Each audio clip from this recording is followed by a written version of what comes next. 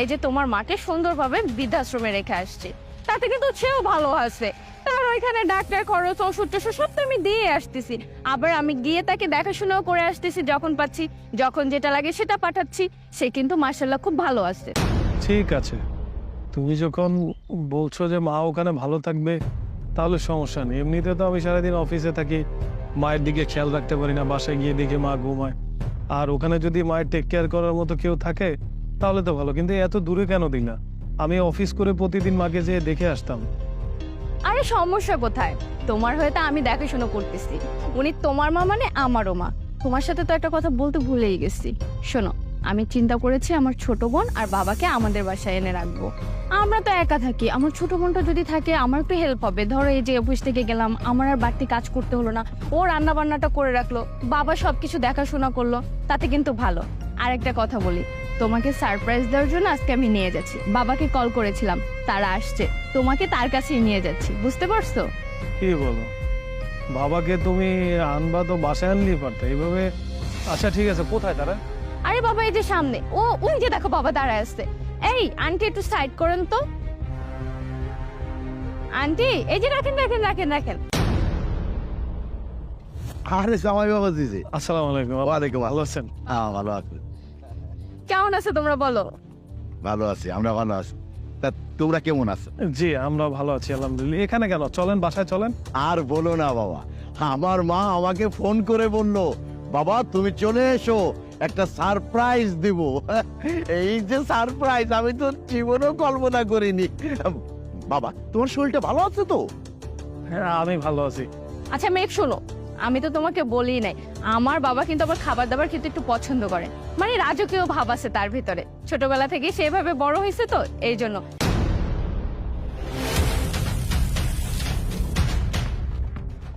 যেমন সকালবেলা কিন্তু তার নেহারি লাগে, নইলে সে নাস্তাই করে না। দুপুরবেলা পুরান ঢাকার বিরিয়ানি, আর রাত্রে গরুর গোশত তোমার মাস্ট বি রাখতেই হবে, নইলে আমার বাবার কিন্তু পেটে খাবার যায় না। তোমাকে এই লিস্ট দিয়ে রাখছি, যদি মিস হয় তাহলে তো বুঝো। আরে আরে তুই থাম তুই থাম, আমি বলতেছি আসলে কি বাবা, আমার মা যা বলেছে আসলে সত্য। ওই মানে আগের থেকে খাওয়ার অভ্যাস তো, আমি আবার খাসির রেজালাটা একটু ভালো খাই।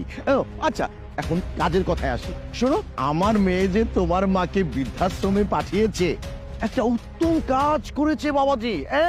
কারণ বৃদ্ধাশ্রমে যদি আমার বিআইন সাহেবা থাকে অনেক ভালো থাকবে, কারণ সেখানে অসুস্থ হয়ে গেলে ডাক্তার আছে, তারপর ওখানে ভালো ভালো খাবার, মানে বিআইন সাহেবাকে দেখাশোনার জন্য অতি উত্তম জায়গা, খুব সুন্দর করেছে। আর শোনো বাবাজি, তুমি কোনো চিন্তা করো না, এই বাজার সদাই সবকিছু এগুলো আমি দেখবো। যা কিছু আনার সেগুলো আমি আর আনবো, তুমি কোনো চিন্তা করো না। আর আমি থাকতে একটা পয়সাও কিন্তু চুরি হবে না।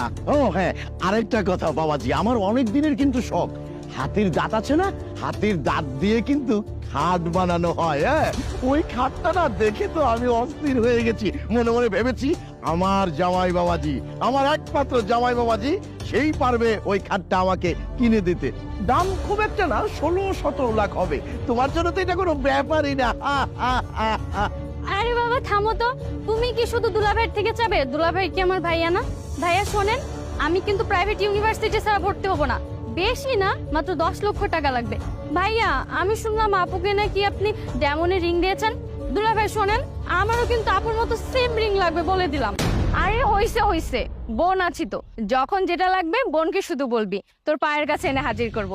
বাবা এখন আর দাঁড়ায় না থাকি, তোমার জন্য তোমার জামাই বড় একটা গরুর মাথা আনছে, সেটা খাবা। মেঘ দাঁড়ায় আছো কেন? ভাড়াটা দাও, চলো বাসায় যাই। ঠিক আছে ও, তুমি চিন্তা করো না, তোমাকে ভালো ভার্সিটিতে ভর্তি করে দেবো।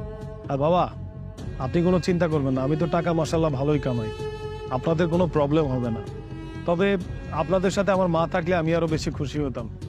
চাচি আমাদের চারজনকে তো আপনি নিতে পারবেন না, আপনার ভাড়া কত চাচি? 50 টাকা। আরে মা, তুমি এই জায়গায় রিক্সা চালাইতেছো কেন?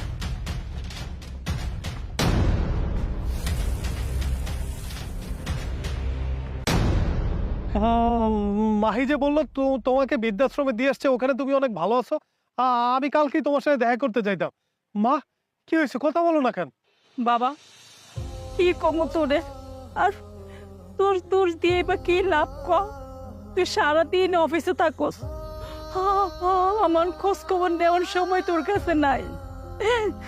তোর বউ আমার ঠিকই বৃদ্ধাশ্রমে নিয়ে গেছিল বাবা, কিন্তু যখন দেখছে বৃদ্ধাশ্রমে অনেক টাকা লাগবে আমারে ভর্তি করাইতে, তখন আর বৃদ্ধাশ্রমে আমার রাইখা আসে নাই। আমার সেই অনেক দূর এক বস্তির ভিতরে পালাই থেকে গেছে বাবা। কি করবো, আমি তো আর বাসা চিনি না, তাই নিজের পেটের খাবার তো জোগাড় করতে হইব।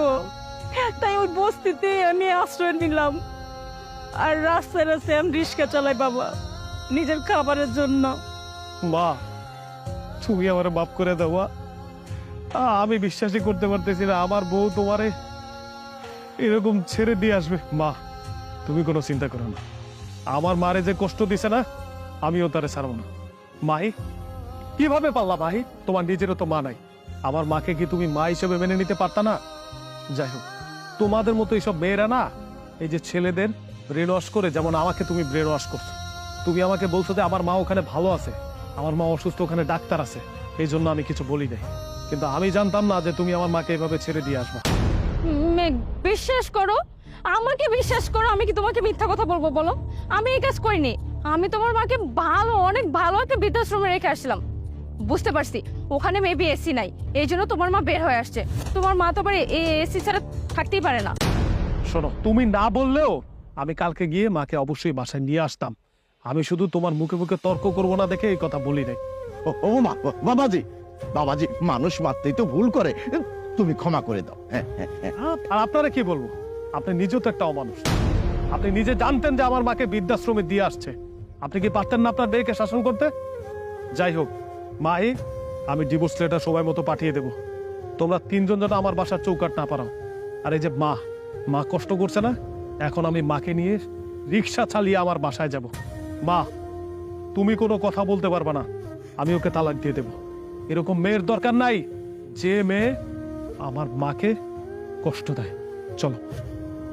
বাজান, আমি তো বুড়া মানুষ, ওই দিন পরে আমি মরে যাব। তুই আমার লেগে তুই ঝামেলা করিস না বাপ। মা, তুমি যেহেতু কষ্ট করছো, আমি এখন সবারই দেখাই দেবো। আমি রিক্সা চালায় তোমার বাসায় নিয়ে যাও মা, আর ওরা রাস্তায় থাকবো। এটা ওগো শাস্তি। তুমি ওঠো মা, রিক্সায় ওঠো। সম্বাদ দিয়ে রে।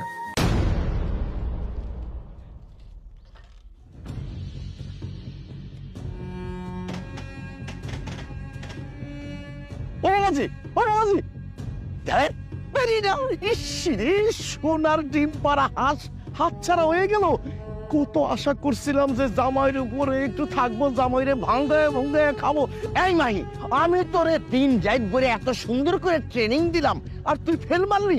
হাই হাই রে, সোনার ডিম পাড়া হাঁসটা হাতছাড়া হয়ে গেল। ডাক্তারি কত প্ল্যান করে আমি রাখছি, হাতির দাঁতের খাটটা আর বুঝি আমার হইল না। ইস রে।